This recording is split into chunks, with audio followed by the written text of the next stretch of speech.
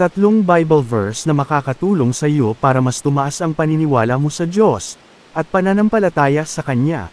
Una, basahin natin ang sinasabi sa Numbers 23 verse 19, ang Diyos ay di sinungaling na tulad ng tao.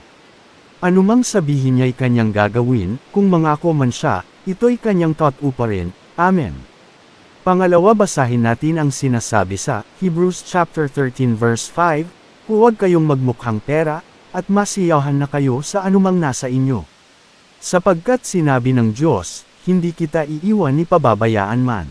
Amen. At basahin natin ang pangatlo na mababasa natin sa 2 Timothy chapter 2 verse 13, kung tayo man ay hindi tapat, siya'y nananatiling tapat pa rin sapagkat hindi niya maaaring itakwil ang kanyang sarili. Amen. I hope and pray na through this verse ay matulungan ang bawat isa sa atin na mas manampalataya sa Diyos, na buhay na siyang tumutupad sa kanyang mga pangako.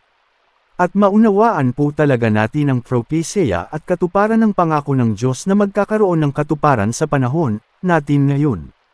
Kaya naman para ito, ay ating maunawaan, sama-sama natin itong alamin na gamit lamang ang salita ng Diyos. We invited everyone for free online Bible study and theology for free.